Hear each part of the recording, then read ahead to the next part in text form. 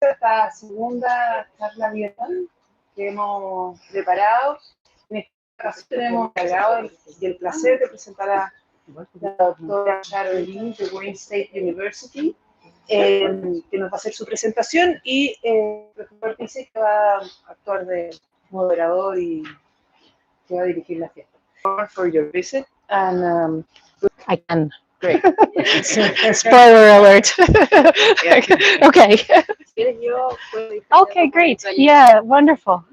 Do you like it up? You want me to be up here? Is this better? Can you hear me? Okay, all right.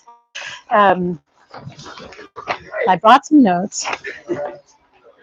All right, well, thank you so much for having me. I want to thank the department for this invitation, and I am very excited to come and talk to you a little bit about the North American Free Trade Agreement and how it became USMCA.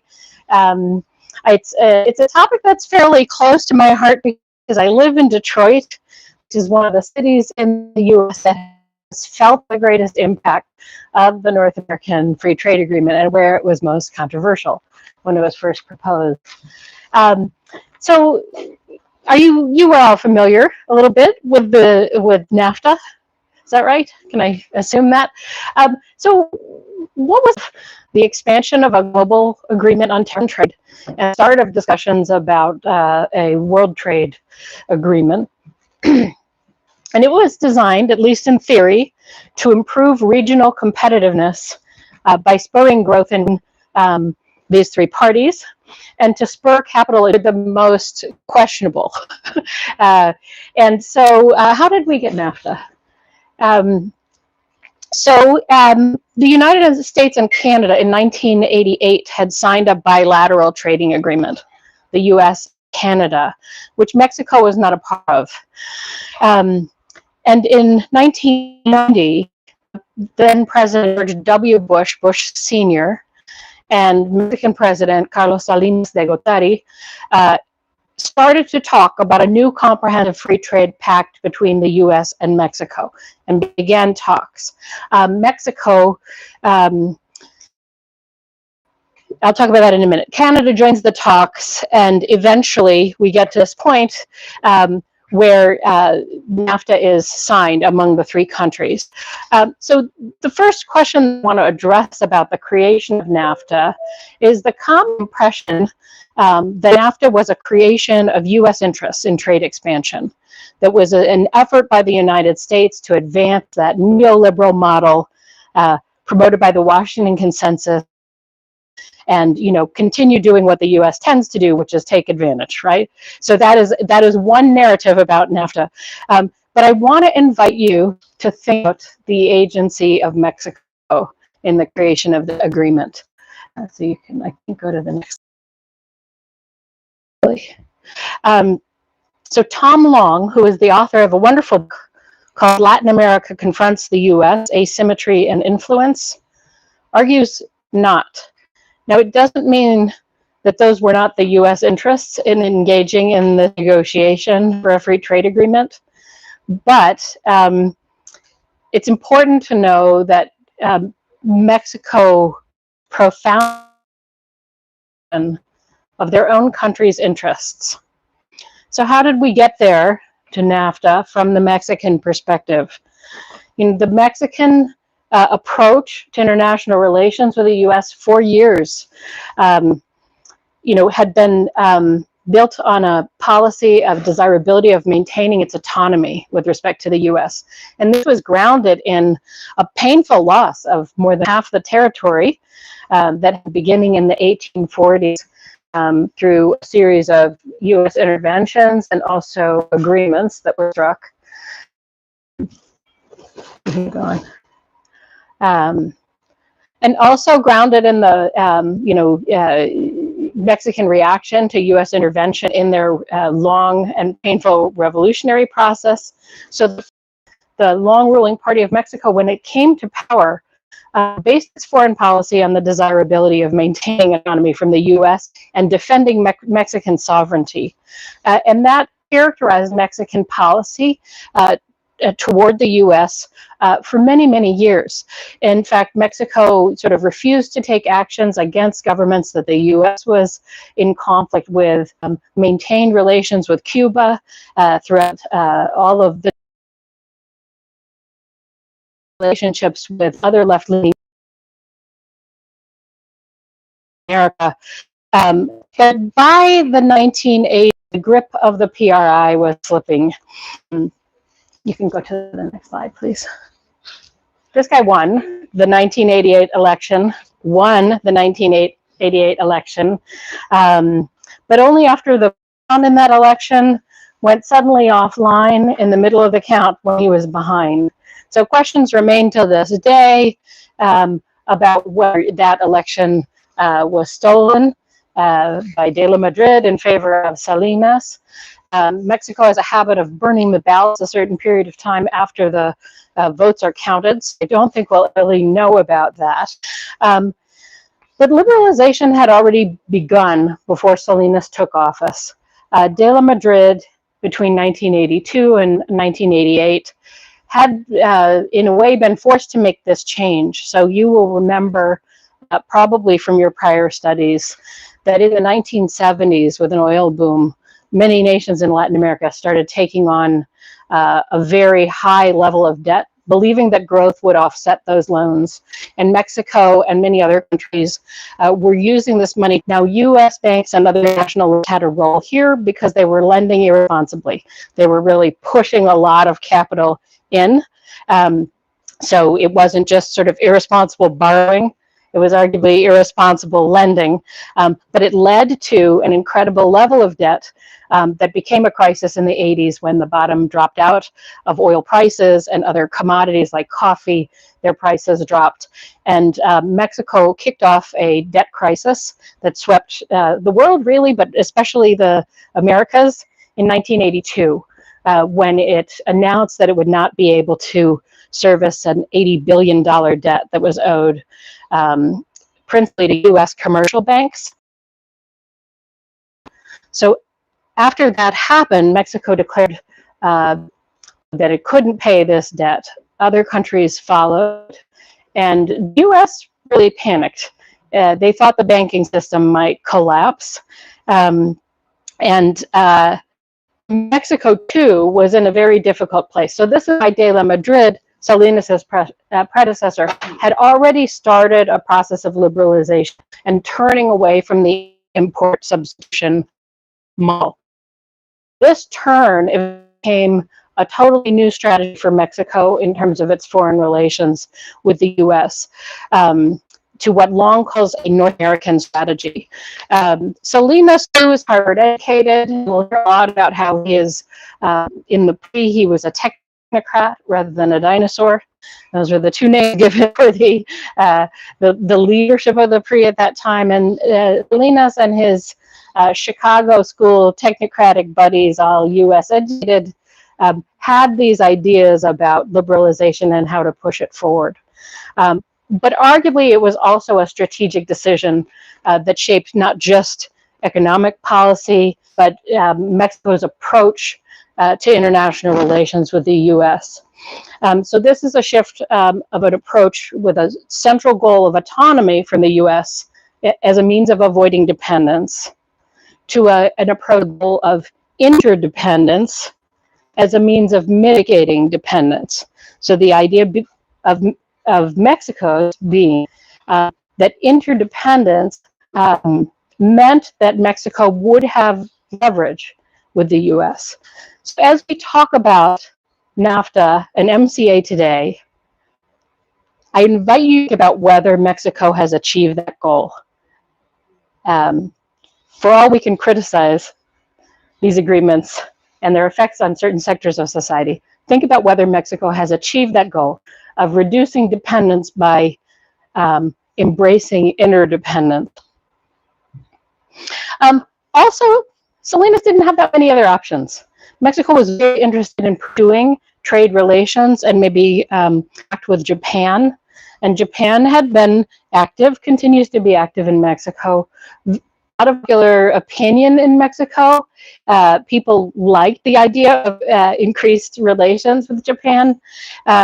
They supported this, but Japan just wouldn't play. They didn't want to make an agreement.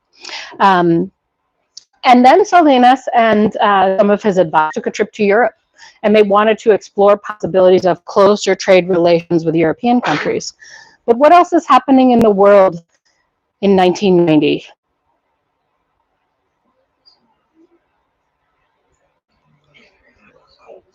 Yeah, the end of the Cold War. And European countries are looking to Eastern Europe to invest. All of the countries coming out of the Soviet bloc, they have closer neighbors with whom they can develop that relationship. And Canada were Salinas' logical option. And so this is how this North American strategy develops in Mexican politics, quite unexpectedly, given a decades-long track record of anything but that. So this is how Mexico sort of really shifted, and that shift on Mexico's part was catalytic. It's not that the U.S. didn't want to engage. A long argument was fundamental. There were some of the large Mexican firms that many people say, well, these firms were protected with that import substitution strategy. They didn't want to liberalize. Some of those had already been opening themselves up.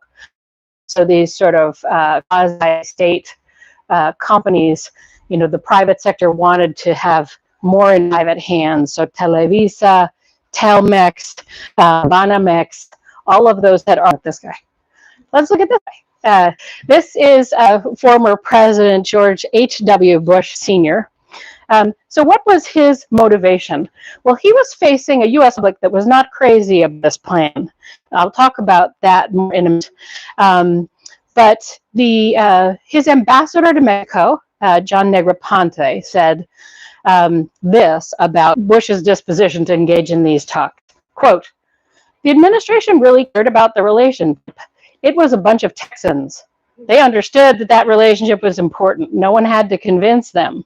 So we've seen the pattern over the years with our Texas politicians, despite living in part of the territory that was carved away from Mexico, having closer relationships with Mexican politicians, the business sector, relationships going across. His base was also built on very close ties with the business sector, and most of the business sector in the U.S. supported increased trade with Mexico, even though the legislature was not a fan. All right, so we can go one more. There was this guy. This is Ross Perot. When Bush Sr. was running for, he entered as an independent candidate, and this is him showing the giant sucking sound that you would hear. Jobs from these would go to Mexico, where there worse labor conditions and lower wages.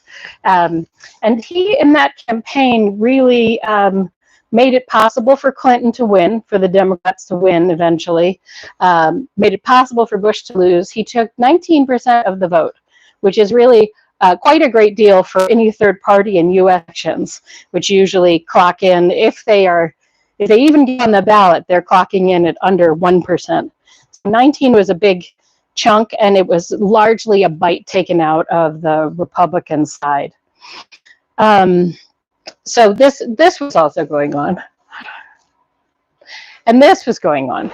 You know, there were widespread protests in the U.S. This is just some protests from his home state of Texas, of workers, union workers, agricultural workers, those sort of the safe shell crowd, and allowing goods and individuals to go freely for reasons of labor and things like that.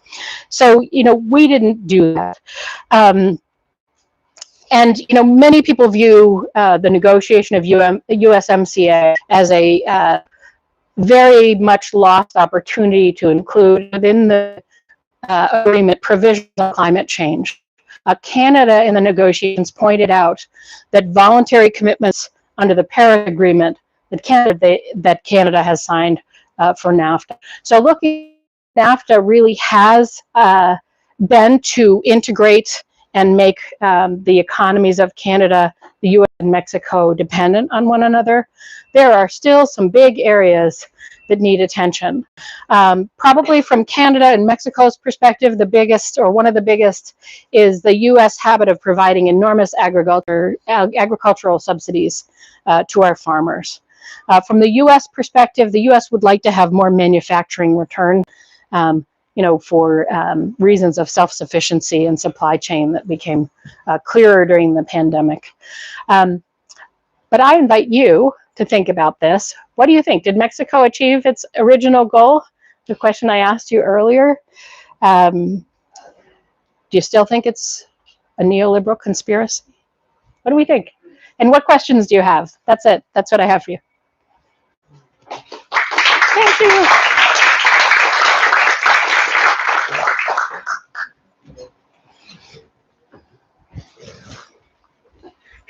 Bueno, quisiera partir agradeciéndole a la profesora Lynn por esa muy interesante, excelente presentación sobre este tema. Y además le agradezco mucho porque es parte de lo que hay que ver en el curso de estudios de área América del Norte y no es algo en lo que yo me especialice particularmente.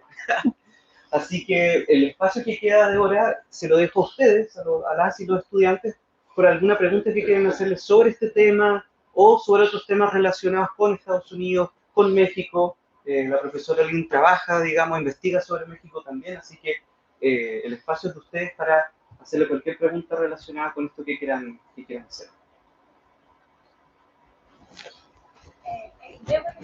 Como quiera. Ya, entonces. En inglés para practicar, ¿no? I'm trying English. Okay. Very brave. Okay, I heard a few months ago that the actual president of Mexico had like a really big problem because the U.S. wants to invade Mexico with the problem of drugs. So how this treaty is helping, or how it is affected by this decision or this, I don't know, problem that they have? That is a great question.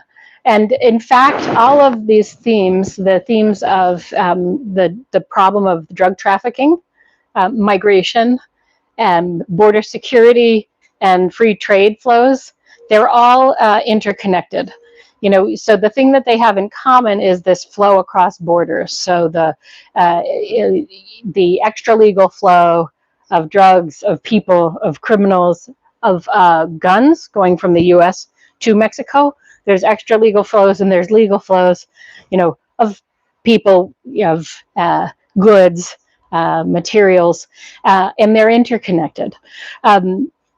So the first thing that I will say is that AMLO has used this hyperbole about U.S. invasion to his advantage. He's a leader with a very populist rhetoric, and he is a little bit of a wild card in the same way. To me, it resembles that same way Trump will say one thing one day, another thing another day, depending on your audience, and it's hard to know, where the firm policy ground is. But AMLO, you must remember, came out of the PRI, was part of the initial split in the PRI, in that contentious election. He was with Cuauhtémoc Cárdenas and the renovation movement that formed the Party of the Revolution, the Democratic Revolution, the Ph.D., that probably won that 88 election. And AMLO himself ran for president many times, thought he won against Calderón in 2006. He still thinks he won that election. That was more of a, in my analysis, was more of like, when you count that and it's different every time. So it wasn't as overt as 88, not as clear-cut a case. It was a sort of jelly bean jar election, if you will.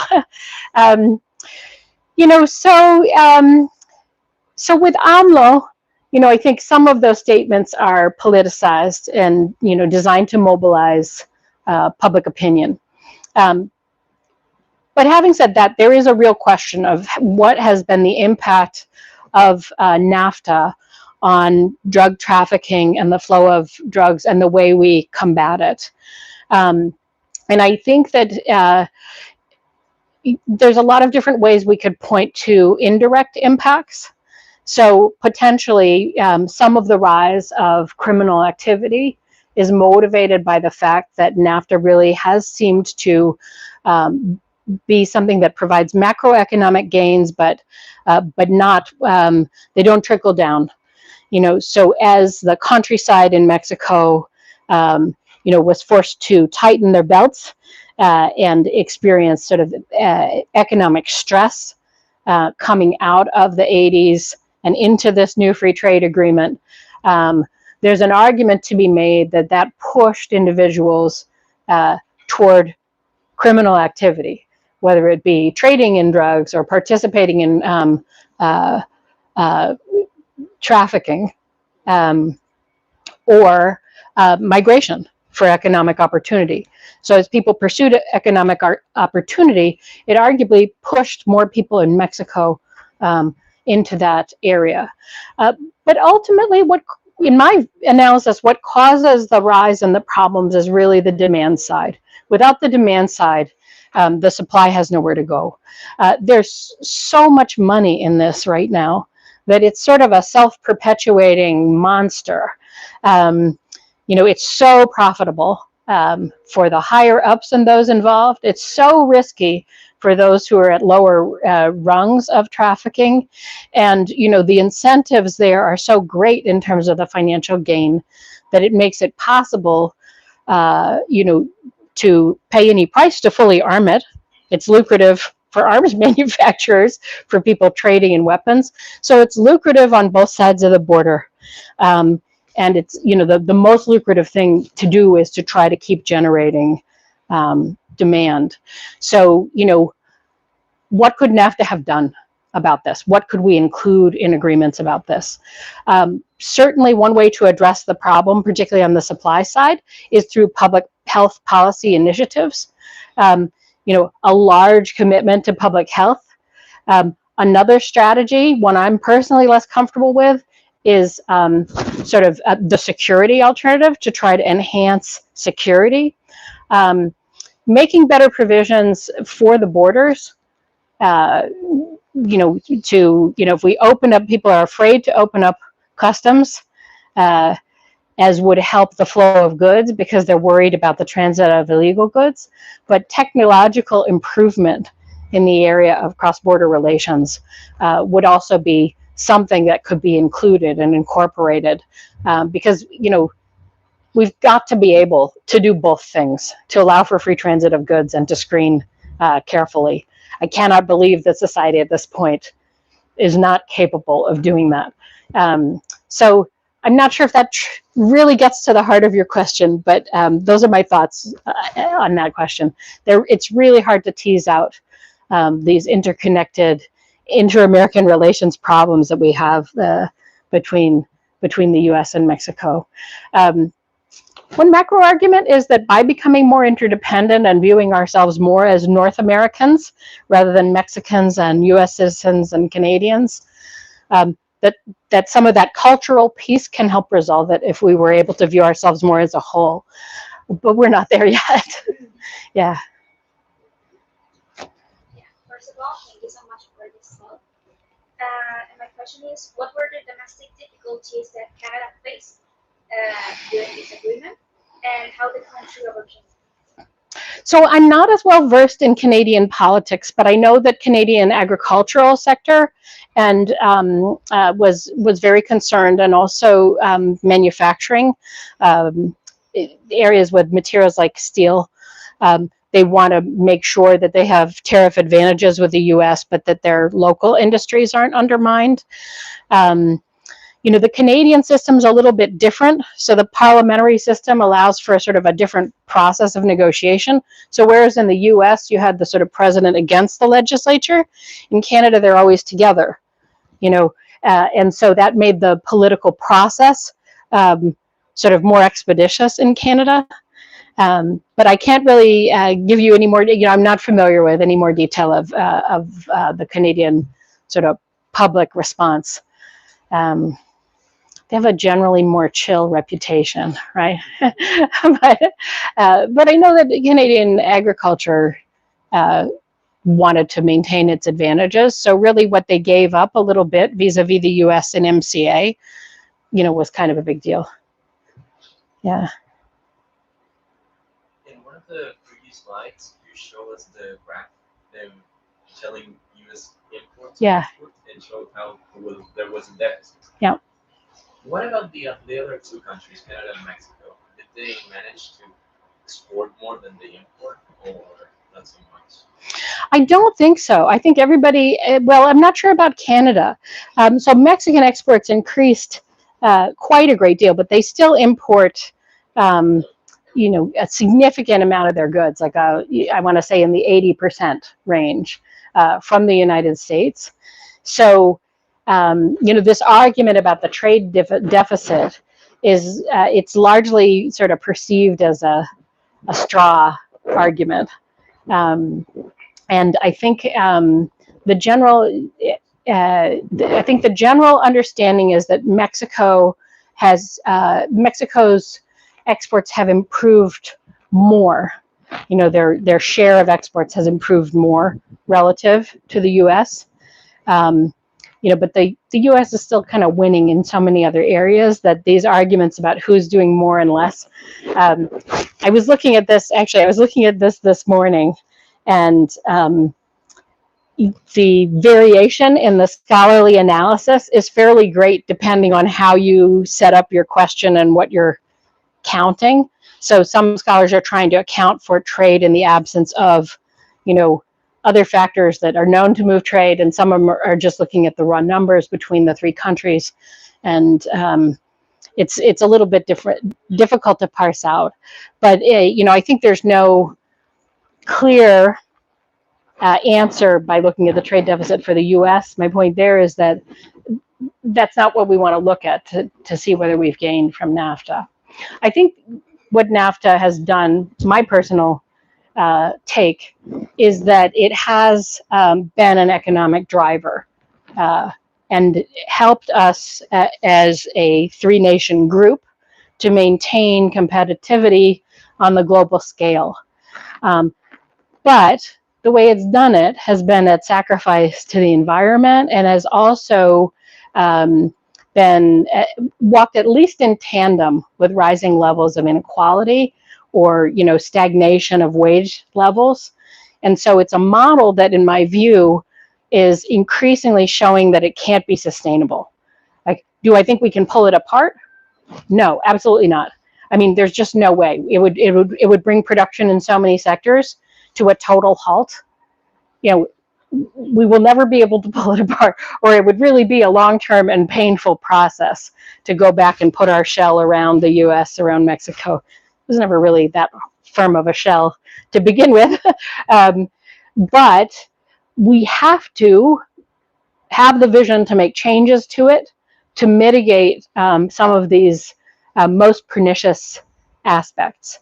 And I think that recent climatic events, strangely enough, might wake us up to the need to do this. And if we were able to do it, and address the, you know, get serious about addressing environmental impact and incorporate into our understanding of this economic interdependency as a model for success, for growth, for development, if we could get serious about also incorporating, you know, environmental agreements for sustainability over the long haul, it would be transformative.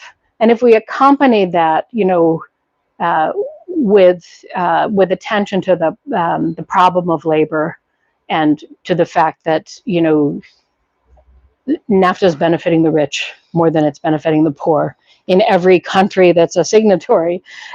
This is true across most trading agreements, if not all. So, you know, those issues are really the future. So it's going to take creative thought. I'm counting on all of you to figure out how to do it. You know, you're here at the university and you're learning all of these things. Think about how you're going to apply it. It's going to be you guys at the negotiating tables for this. I forgot to tell you one thing about USMCA. It has a, you know, exploding time limit. it must be renegotiated. It's not signed for all eternity. They included an end date, after which, if it's not reinvigorated, it goes away. So I think there's no likelihood of it going away, but there is a target date. You've got till 2029. I don't know. I can't remember. It was about 15 years from when it was signed. So, okay, make your plans now. Yeah. Another question following that line. Did the NAFTA promote it or include the exchange of trade and knowledge, like Erasmus in the European Union, or did the trade even consider the exchange of human capital from the academia perspective? So there was intellectual property. Agreements were treated in the first NAFTA agreement. They were enhanced some in the second. In particular, something that got a lot of attention in USMCA were patent limits for biological pharmaceuticals. So yeah, some companies wanted to hold those patents and not share them for an extended period of time, but because these biological pharmaceuticals are apparently very hard to develop, but critically important, and so that got mitigated some to allow for greater sharing. This is another area I don't know a lot about, but I think because problems of intellectual property and information sharing are evolving pretty rapidly, and now we've got artificial intelligence in the game too, that these are areas that the agreement is not very specific about, and there's probably room for improvement there. But in terms of academic exchange or building of epistemic communities or exchange of human capital, there's not that much there. Not at all, actually. So we can work on that as well. Yeah. Okay, first of all, thank you for the talk. It was very interesting. My question is, like, what was the first motives that Canada have to be part of NAFTA? Like, I know you talk about a lot of United States, a lot of Mexico, but what about Canada? What about the initial motives? Like, why it was NAFTA? Again, the Canadian piece of this I know much less well. So hopefully if you're in Professor DC's class, I know there are some readings there on Canada that will help you. But, I think Canada, like the US at the beginning, they were kind of looking out at the world and the trend and the global agreement on tariffs and trade. We are close neighbors with Canada. We've had generally quite congenial diplomatic relations. Our markets were already fairly well intertwined. So we had that agreement in place, the US and Canada, in 1988, before Mexico approached and said, that they wanted to start something with the US. So Canada at first did not want to get involved. They were happy. We're going to have just, it's going to be, the US in the middle, but partway through the talks decided they did want to get involved. My guess is to maintain what they had perceived as an existing advantage. And it was largely, Mexico wasn't so sure that they kind of wanted their own agreement with the US. And so my understanding is that it was George H.W. Bush who basically, in the negotiations, said to the Mexican delegation, we got to let Canada in. They're our good partner. Now that they want in, we got to let them in. So I don't know the sort of inside politics that was happening in Canada at the time. But I think the world was looking out at a sort of broader global commitment to reducing tariffs and creating a freer flow of trade. And that just accelerated very rapidly in that period, and very rapidly after the fall of the Soviet Union. It seemed like the world was remaking itself in terms of geopolitics, and that long-standing political conflict, was suddenly the bottom fell out of that, and so countries that were trying to assert their power and balance power on the global stage no longer were primarily, or at least partially, trying to do that in the same political way. And they were going for the economic power. So I think the general ethos of the moment, you know, but again, those Canadians, they're very chill. I don't know if they were thinking about that. I think that that's probably what they were thinking about. Thank you. Yeah.